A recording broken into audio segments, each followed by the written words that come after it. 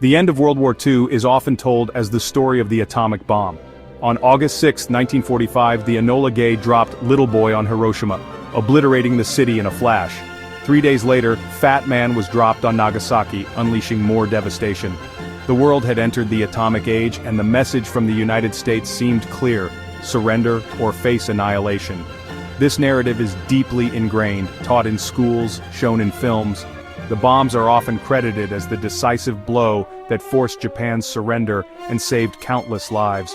President Truman, facing a bloody ground war, chose the bomb to end the world's deadliest conflict. The mushroom clouds became symbols of the war's end and a new, terrifying power. But history is rarely so simple. The idea that Japan surrendered solely because of the bombs is a simplification. The truth lies in the details, forgotten events and desperate political maneuvers in Tokyo. The real story involves another world power, a broken promise, and a strategic nightmare for Japan's leaders. The atomic bombings were horrific, but only part of a much larger, more complex story. To understand Japan's surrender, we have to look beyond the mushroom clouds. If the bombs alone forced surrender, why didn't Japan give up after Hiroshima? Japan's leaders debated for days, unwilling to yield. They'd survived months of firebombing. To them, the atomic bomb was just a deadlier way to burn a city. Their plan, Ketsugo, was to make an American invasion so costly that the US would negotiate.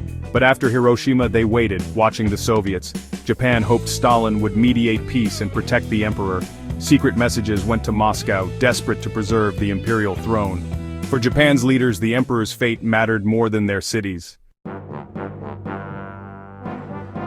The message from Moscow finally came, but it was a declaration of war. On August 9, 1945, as Nagasaki was bombed, the Soviet Union invaded Manchuria with overwhelming force. The Japanese Kwantung Army collapsed almost immediately. The Soviets' blitzkrieg shattered Japan's last hope for a negotiated peace. Suddenly Japan faced two enemies and a two-front war, something they had no plan for. The Soviet invasion was a strategic disaster, more terrifying to many leaders than the atomic bombs. Stalin was no longer a potential mediator, but a conqueror. Prime Minister Suzuki reportedly said, "The game is over." The Soviets' entry into the war eliminated all options except surrender. For Japan, this was the true breaking point. The shock of Nagasaki and the Soviet invasion forced a crisis. Japan's Supreme War Council was deadlocked. Some wanted to fight on, others to surrender. In desperation, they turned to Emperor Hirohito. In a dramatic meeting, Hirohito broke his silence, urging surrender to save his people.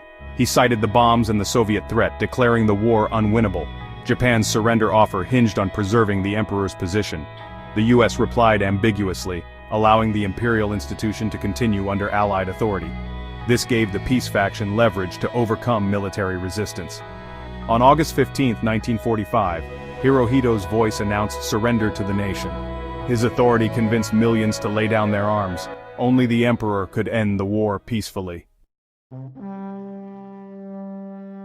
The end of World War II is more complex than the story of the atomic bombs. Many historians now argue the Soviet invasion was the decisive factor. The bombs shocked the world, but the Soviets made surrender unavoidable. Japan's decision was shaped by years of bombing, starvation, atomic terror, and the Soviet attack. The war's end was about more than defeating Japan, it was about shaping the post-war world. History rarely has a single cause. The truth is tangled and complicated. The simple story hides deeper realities. Japan's surrender was the result of desperate leaders, a surprise Soviet attack, and a final decision by a divine emperor.